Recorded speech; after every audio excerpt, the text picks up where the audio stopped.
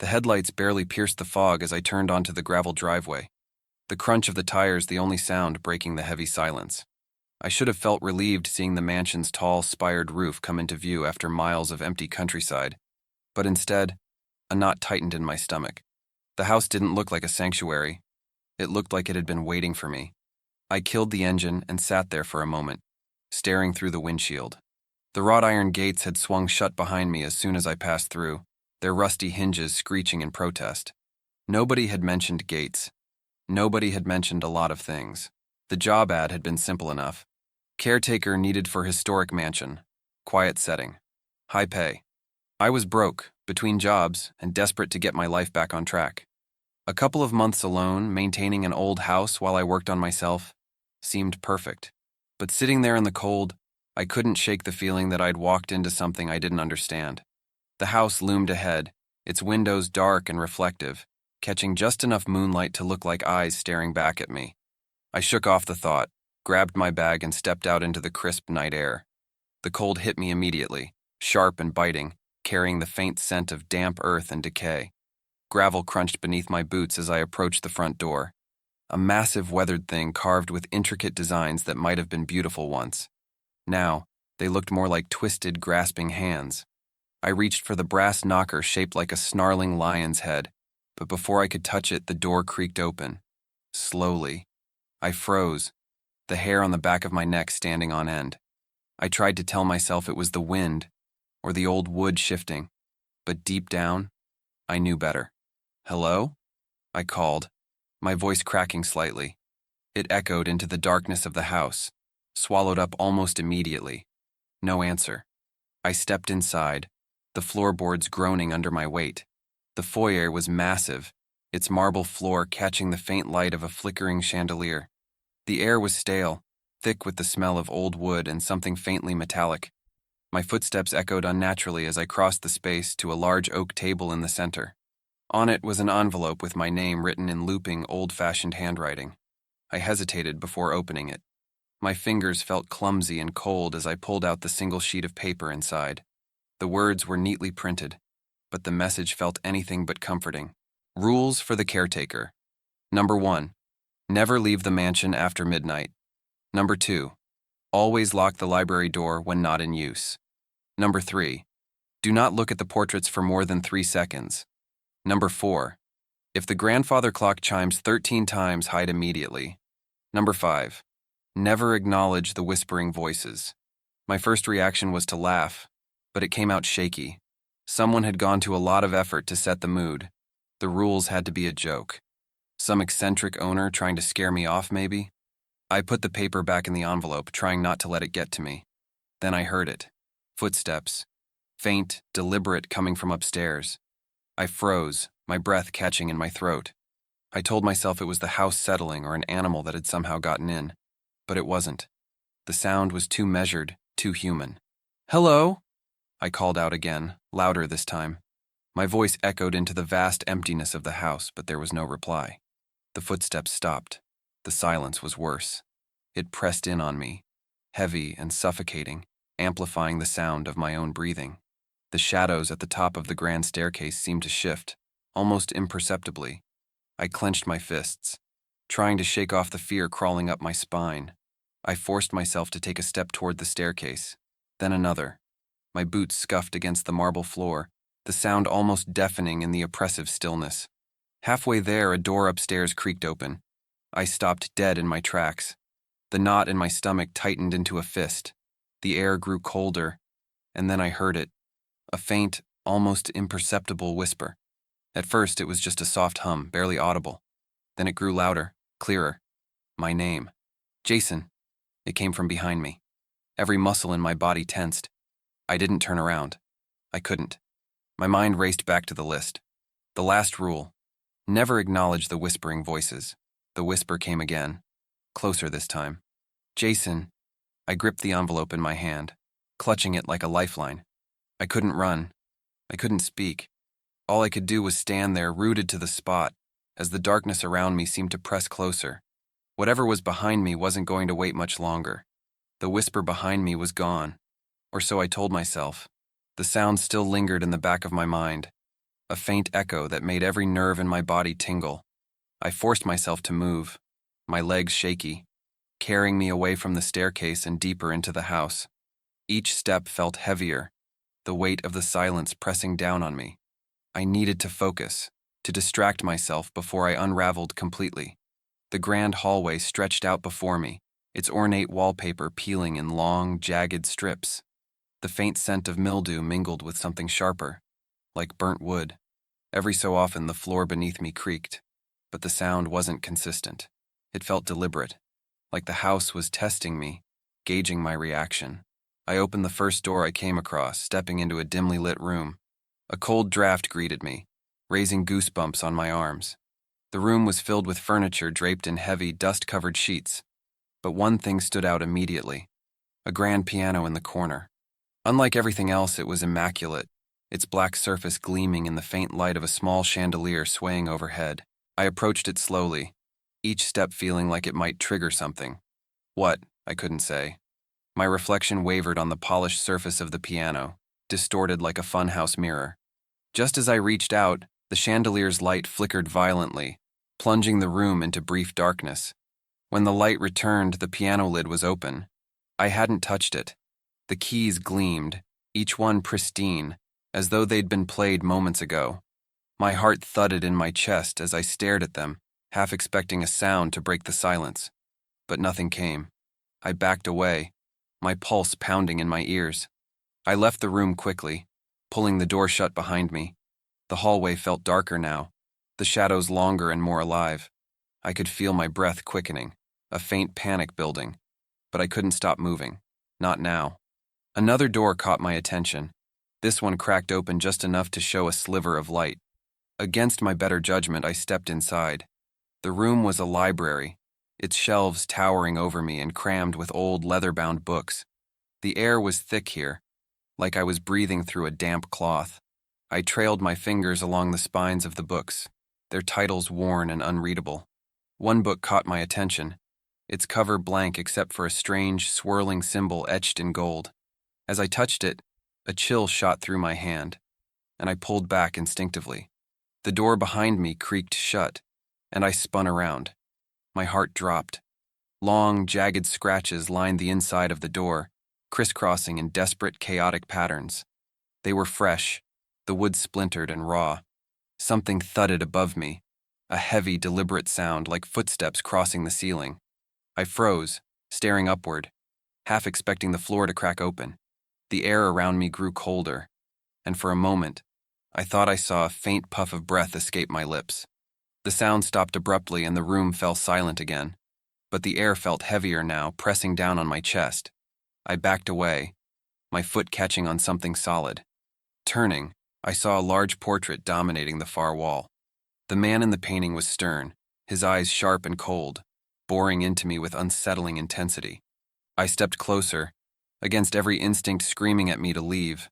His expression seemed to change the longer I looked, his lips curling into the faintest hint of a smirk. My throat tightened, and I stumbled back, breaking eye contact. When I looked again, the smirk was gone, but I knew what I'd seen. The rules flashed in my mind. Do not look at the portraits for more than 3 seconds. I fled the library, slamming the door shut behind me. The hallway seemed darker now, the silence broken only by faint, shuffling whispers from somewhere above. I forced myself to walk back toward the bedroom, my fists clenched, my breath unsteady. That night, as I lay in bed staring at the ceiling, the whispers started again. Faint and indistinct at first, they grew louder, weaving together like threads of a single voice calling my name. Jason. I clenched my teeth, pulling the blanket over my head, trying to drown it out. But the voice came again, softer, more insistent. Jason, open the door. The handle of my bedroom door rattled faintly, and I squeezed my eyes shut. My fingers dug into the mattress as I tried to block out the sound. I couldn't look. I couldn't speak. I couldn't break the rule. The night deepened, and the mansion grew colder, the silence wrapping around me like a weighted shroud. The whispers had finally stopped. At least, I hoped they had. I left my room cautiously, the dim hallway stretching ahead like a dark, yawning mouth. My flashlight's beam flickered slightly, and I cursed under my breath. The rules were all I could think about now. Each word was etched into my mind, the warnings hammering at my sanity. I told myself I just needed to know more. If I could figure out why the mansion's rules were so bizarre, maybe I could take back some control. The thought carried me forward, step by hesitant step, through the corridors. The house seemed alive, its groans and creaks echoing as though it were breathing. Then, I saw it. At the end of the main hall stood the grandfather clock. Its massive carved frame seemed to drink in the faint moonlight streaming through a nearby window. I hadn't noticed it before. How could I have missed it? The pendulum swung in deliberate silence, its movement hypnotic yet unsettling. I took a step closer, and the air grew heavier. My flashlight flickered again, and for a moment I swore the shadows beneath the clock shifted.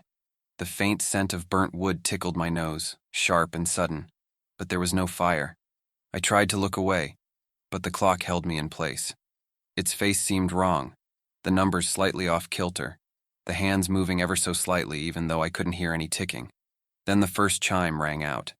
The sound was impossibly loud, reverberating through the mansion like a living thing. I stumbled back, my flashlight falling from my grip and rolling across the floor. Another chime followed, then another, each one more oppressive than the last. Terror gripped me as I realized the count. It wasn't midnight, it wasn't even close. This was the 13th chime. My blood ran cold as the rules screamed in my mind. If the clock chimes 13 times, hide immediately. I scrambled for the nearest door, my hands fumbling against the brass handle. It wouldn't budge. My pulse thundered in my ears as I darted toward a closet at the far end of the hall. The door creaked loudly as I threw it open and dove inside, shutting it behind me with trembling hands. The chimes stopped abruptly, and the silence that followed was far worse. From my hiding place, I tried to steady my breathing, my heart slamming against my ribs. The space around me was cramped and musty, filled with the faint scent of mothballs and old wood. Through the slats of the closet door, I could see the faint light of the hallway, flickering like a dying flame. Then came the footsteps, slow, deliberate, impossibly heavy. The floorboards creaked under the weight, each sound inching closer. My throat tightened, and I pressed myself into the back of the closet, willing myself to disappear. A shadow passed by the slats, impossibly tall and distorted, as though it didn't belong in this world. I bit down hard on my lip to stop myself from making a sound. The shadow paused, lingering directly in front of the closet. I held my breath, every muscle in my body screaming with tension. A low, guttural noise came from the other side, almost like a growl mixed with distorted speech. Someone was sniffing the air, its breath slow and deliberate. It leaned closer, its shadow stretching across the slats. My vision blurred, and for a moment I thought I might pass out. The air inside the closet felt too thin, too stale, as though whatever was outside was draining it away. Then, just as suddenly as it had arrived, the shadow moved on. The footsteps grew distant, swallowed by the silence of the mansion. I stayed there, trembling, long after the sound faded. My mind raced, replaying the moment over and over, each detail burning into my memory. When I finally stepped out of the closet, the hallway was empty. The clock stood still, its pendulum frozen, but something had changed. The air felt heavier, more oppressive, as though the mansion had just let me survive out of mercy. I staggered back to my room, my legs weak and unsteady. As I locked the door behind me, I vowed to follow the rules exactly, no matter how strange or senseless they seemed. Whatever was in the mansion wasn't playing games. It wanted me to fail. The morning came with no sense of relief. The sunlight filtering through the mansion's tall, dust-caked windows was pale and weak, like it was too scared to enter fully. I hadn't slept. How could I? Every creak, every faint shift of the shadows outside my room had kept me on edge. The rules were clear in my head now, every word burned into my thoughts. They weren't just bizarre, they were survival. I needed answers. The mansion was testing me, pushing me, and if I didn't figure out why, it was only a matter of time before it broke me. The library was the obvious place to start. It was as unsettling as I remembered. Towering shelves packed with old, leather-bound books, their spines faded and unreadable. The air was still thick and heavy, carrying a faint scent of mold and age. I moved cautiously, keeping one eye on the door, half expecting it to slam shut again like it had last night. The scratches on the inside of the door were still there, deep and jagged, as if someone, or something, had been trapped inside, desperately clawing to escape. One book caught my eye. It was thick, bound in cracked brown leather, and sitting slightly askew on the shelf as if it had been placed there recently. Its title, embossed in faded gold, read, "Records of Blackwood Estate." My fingers brushed the cover, and a chill shot through my hand. I hesitated but forced myself to open it. The book wasn't just a history of the mansion. It was a confession. Its pages chronicled the life of Lord Edwin Blackwood, the mansion's original owner. He had been an aristocrat, a recluse, and as the journal hinted, a man obsessed with the unknown. Blackwood had spent years studying forbidden texts, performing rituals he believed would grant him power over life and death. The descriptions of these rituals were chilling. Sacrifices, symbols etched into the walls, chants whispered to beings he referred to only as the visitors. One passage stopped me cold. "I have opened the door, and they have come. They demand rules, a structure to maintain their presence. Without the rules, they will devour everything." I slammed the book shut, my breathing uneven. The rules weren't random. They were a leash, binding whatever haunted this mansion to its twisted routines. But Blackwood hadn't written the rules to protect himself. He'd written them for those who came after him. I flipped through the remaining pages, hoping for a way out, but the entries only grew more disturbing. Blackwood described how the visitors spoke to him in whispers, promising him knowledge and power, only to torment him when he faltered. He hinted at caretakers before me, people trapped by the mansion, forced to enforce the rules or suffer. The final entry was scrawled in jagged, uneven handwriting. "Do not break the rules. They will know. They always know." The words sent a chill through me. I felt exposed, like something was watching me even now. I looked around the library, but nothing seemed out of place. Still, the air felt heavier, as if it were pressing down on me, daring me to test it. I put the book back and turned to leave, but something caught my eye. On a nearby desk was a stack of letters, yellowed with age. I picked one up, my hands trembling. It was addressed to a man named Gregory Pierce, the caretaker before me. The letter's handwriting was frantic, almost unreadable. They lied. "The rules are not for our protection. They are for theirs. Do not trust the rules." My heart sank. My head spun with questions. What did that mean? Why were the rules there, if not to protect me? My hands shook as I placed the letter down.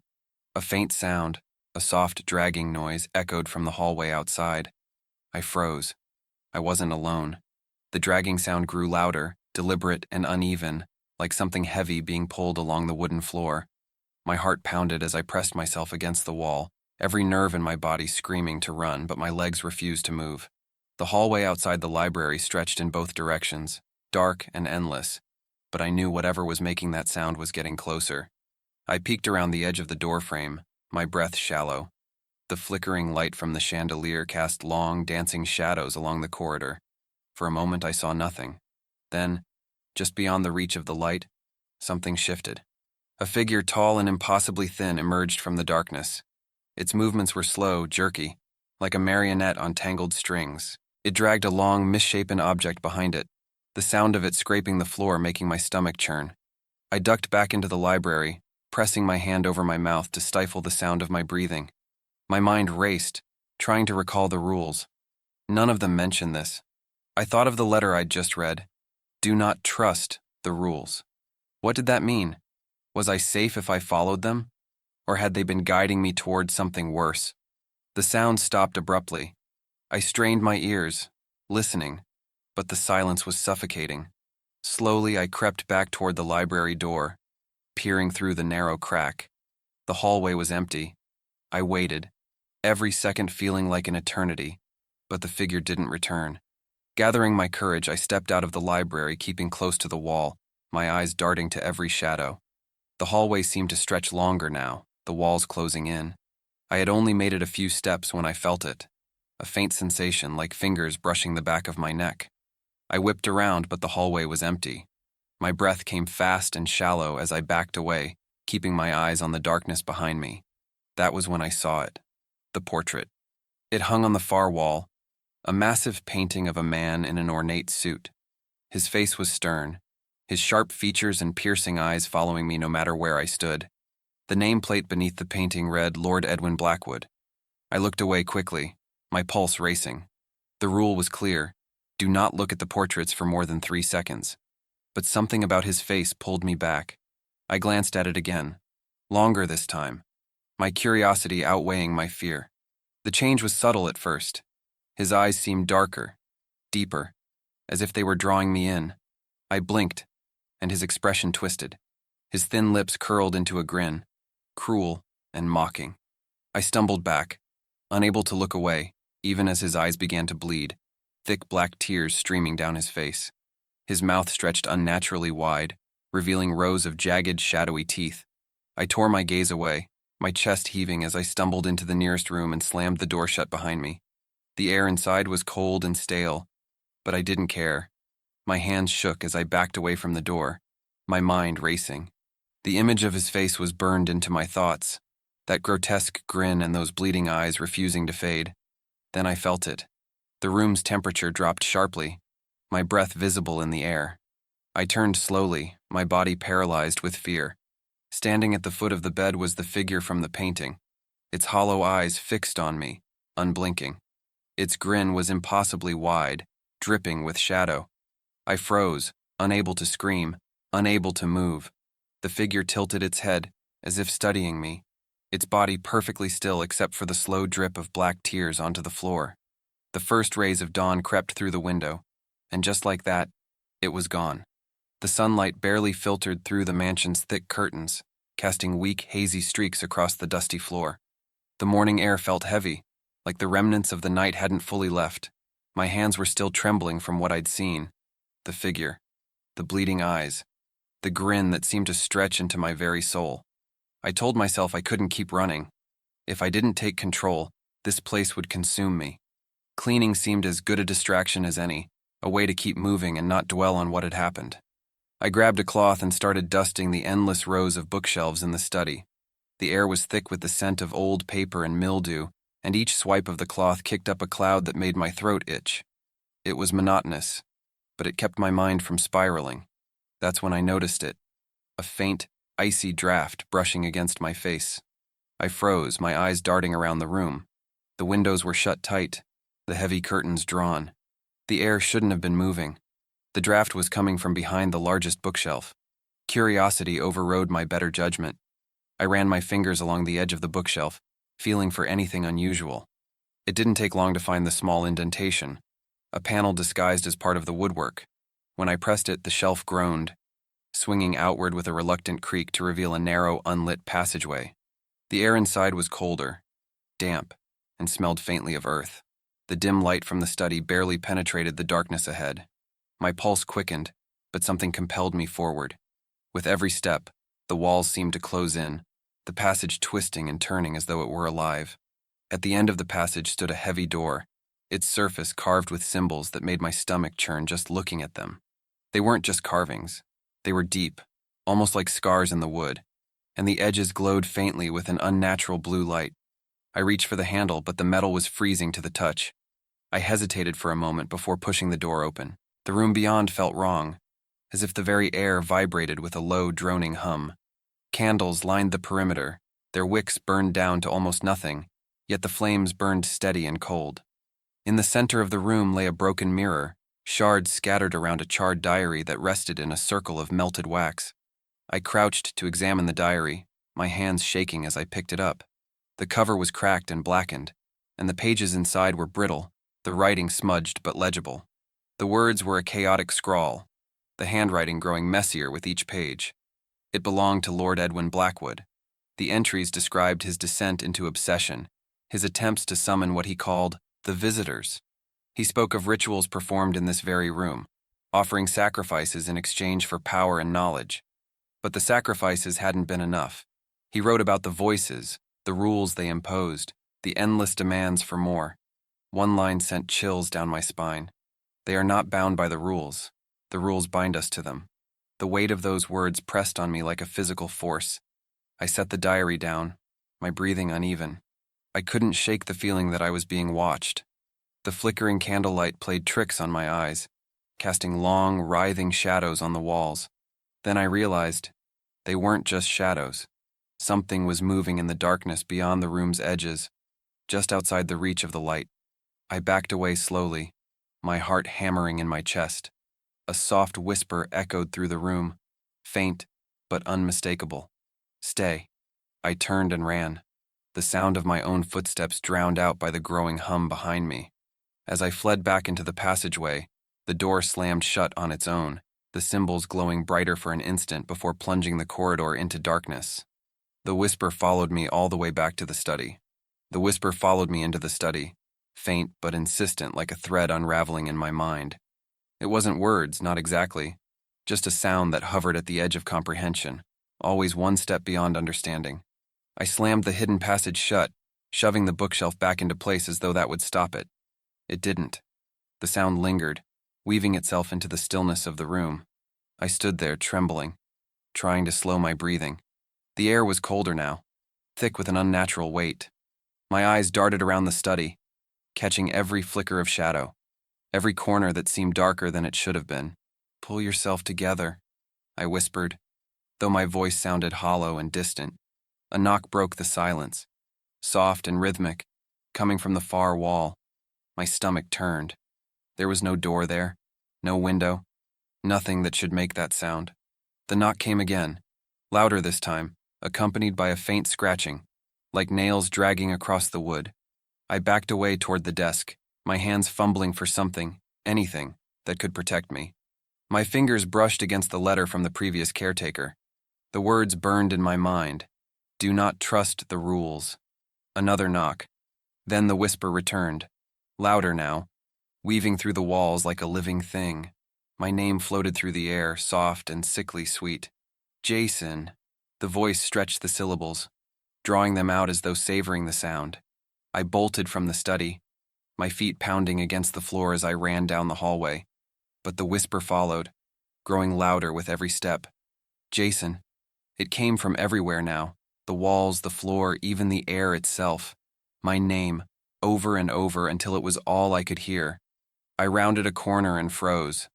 A mirror hung at the end of the hallway, its glass cracked but still intact. My reflection stood there, staring back at me. Something was wrong. My reflection didn't move. It didn't breathe. It just stood there, its head tilted slightly, a faint grin curling at the edges of its mouth. I took a step closer, unable to look away. My reflection's eyes were wrong, too dark, too deep, as if they weren't eyes at all but holes leading to somewhere I didn't want to go. The grin widened, stretching impossibly far, and my reflection raised a hand, slowly, deliberately. I didn't move, but it waved at me, its fingers curling like claws. The library door slammed behind me, the sound so loud it shook the walls. I turned sharply and the whisper surged into a roar, deafening and disorienting. The hallway seemed to bend and twist, the walls closing in, their surfaces rippling like water. I stumbled backward, my back slamming into the mirror. The glass was cold and alive, sending a shock through my spine. The whisper turned into scratching, hundreds of nails raking across the walls in every direction. I covered my ears, but the sound pierced through, sharp and unrelenting.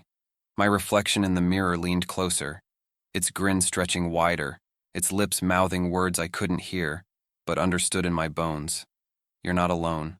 I tried to run, but the hallway shifted beneath my feet, tilting as if the house itself was rejecting me. The walls pulsed with each scratch, shadows spilling from the cracks and pooling on the floor.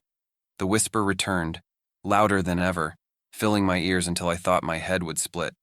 When I reached the library, the door slammed shut behind me. The whisper stopped. For a moment, there was only silence, broken by my ragged breathing.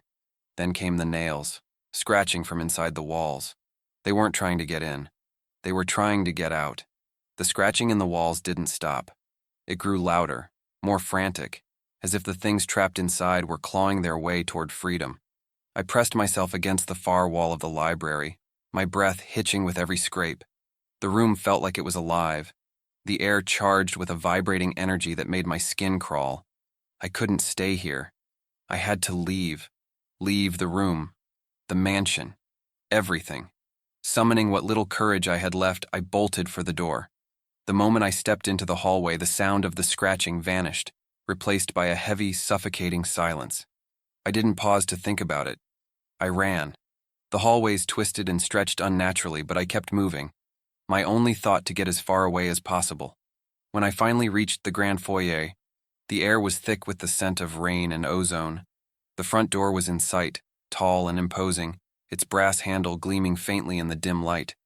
My chest ached as I stumbled toward it, my legs trembling from fear and exhaustion. I gripped the handle and yanked it hard. The door didn't budge. I tried again, putting all my weight into it, but it was as if the door had fused with the frame. "Open!" I shouted, my voice echoing through the vast space. I banged on the door, the sound reverberating back at me. The mansion didn't respond. It never did. I turned, pressing my back to the door, my eyes scanning the shadows pooling in the corners of the foyer. A faint, rhythmic tapping echoed from above, the chandelier swaying gently on its own. My heart raced as the tapping grew louder, morphing into heavy, deliberate footsteps descending the grand staircase. I froze, unable to look away as they came into view. At first they were just shadows, swirling and shifting, but then they began to take form. Figures, tall and grotesque, stepped into the dim light, their limbs unnaturally long, their faces featureless save for hollow, glowing eyes. They moved slowly, deliberately, their twisted bodies radiating an unnatural malice. One of them spoke, though its voice was not a sound, but a presence that filled the room and my mind. "You broke the rules." My knees buckled, and I slid down against the door. "I didn't mean to," I stammered, my voice barely above a whisper. "I didn't know. Ignorance is no excuse." The voice reverberated through me, shaking my very bones. The figures advanced, surrounding me, their glowing eyes burning into my skin. I felt the cold seep into me, a chill that reached beyond my flesh and into my soul. "Please," I begged. "What do you want from me?" The figures paused, their heads tilting in unison as though considering my words. The silence stretched, and then one stepped forward, its face bending and twisting into a grotesque mockery of a smile. "Stay." The word hung in the air like a command. Another figure raised an elongated arm, pointing at the portraits lining the walls. Their hollow faces stared down at me, their painted eyes now glowing faintly. I realized with a sinking dread what they were showing me. Each portrait had once been a person. "No," I muttered, shaking my head. "I can't. I won't." The lead figure leaned closer, its breath cold and foul. "Stay. Follow the rules, and live. Or join them." The air in the room seemed to tighten around me, the weight of their demand suffocating. I didn't have a choice. The rules weren't just survival. They were a trap, a leash binding me to this cursed place. Slowly I nodded, tears streaming down my face. "I'll stay." The figures receded, their twisted forms melting into the shadows. The foyer fell silent, but the weight of their bargain remained. I was no longer a visitor. I was a prisoner. Morning came heavy and gray, the weak light barely penetrating the mansion's gloom. My body ached as though the fear had settled into my muscles overnight. But worse was the weight in my chest. The deal I'd made, the bargain to stay, clung to me like a second skin. My hands trembled as I pulled the crumpled rules from my pocket, desperate to anchor myself. That's when I saw it. A new line had been added, written in the same precise looping script as the original. 6. Do not allow anyone else to enter the mansion. My throat tightened as I read it again, the words burning into my mind. The rules weren't static. They changed, adapting, responding.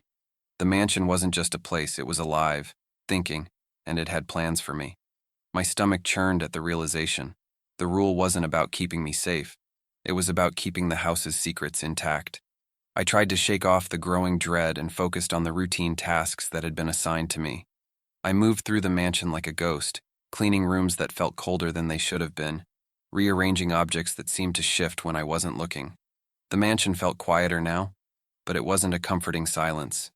It was the kind of silence that watched, that waited. By the time I reached the grand dining hall, I was exhausted. The massive table stretched endlessly, its surface covered in a thin layer of dust. I started to wipe it down, but as my rag passed over the surface, the wood beneath my hand seemed to ripple. I froze, staring at the faint impression left behind. Fingerprints. Not mine. I backed away, the rag dropping from my hands. The room felt colder, the air pressing in around me. Then I heard it, a faint knock, soft but distinct, coming from the mansion's front door. My breath caught in my throat. No one should be here. No one could be here. The knock came again, louder this time, more insistent. My legs felt like lead as I made my way to the foyer, each step heavier than the last. The door loomed ahead, its brass handle gleaming faintly in the dim light. My hand hovered over it, my mind racing. Do not allow anyone else to enter. I turned the handle slowly, the door creaking open to reveal a man standing on the threshold. He was young, his face pale, his eyes filled with a mix of curiosity and unease. "Hi," he said, his voice hesitant. "I saw the listing about the caretaker job. Is this the right place?" My heart sank. I tried to speak, to tell him to leave, but the words stuck in my throat. The mansion seemed to hold me in place, its whispers returning, faint but insistent. "Let him in." I shook my head, stepping back. "You shouldn't be here," I managed, my voice trembling. "You need to leave. Now." The man frowned, glancing past me into the shadowed interior. "I just need to talk to someone." "No!" The word burst out of me louder than I intended. My hands gripped the edge of the door, my knuckles white. "You can't come in." The air around us shifted, a chill rolling out from the mansion like a tide. The man hesitated, his unease growing. But before he could turn to leave, the door behind me began to open wider on its own. I spun around, but there was no one there. The mansion was inviting him in. He took a step forward, his curiosity overtaking his fear. "Wait," I pleaded, my voice breaking. "Please, don't." The moment his foot crossed the threshold, the whispers surged, a deafening chorus that filled my ears. The door slammed shut behind him, and I felt the mansion exhale, its grip tightening around us both. I had failed. The moment the door slammed shut behind him, the mansion came alive.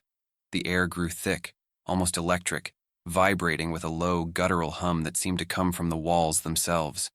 The man turned to me, confusion etched on his face, but before I could warn him, the lights flickered violently, plunging us into near darkness. A cold, unnatural wind swept through the foyer, extinguishing the candles and slamming open every door at once. The man stumbled back, his voice trembling. "What's happening?" I tried to grab his arm, to pull him away, but something invisible yanked him from my grasp.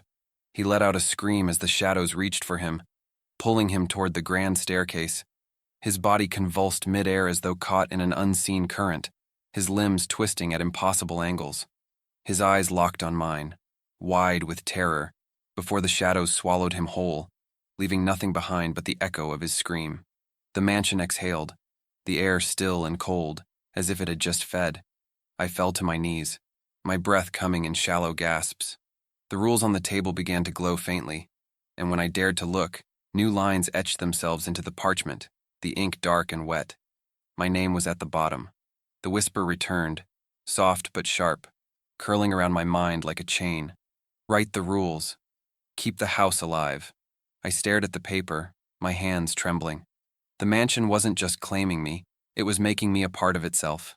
My mind screamed to fight, to resist, but my hand moved on its own, gripping a pen and scrawling the next set of rules. "If you're reading this, be careful. Some places don't want visitors. They want you. Are you sure you're alone? Or is the darkness already watching? Share this story if you dare. But remember, every retelling brings it closer to life.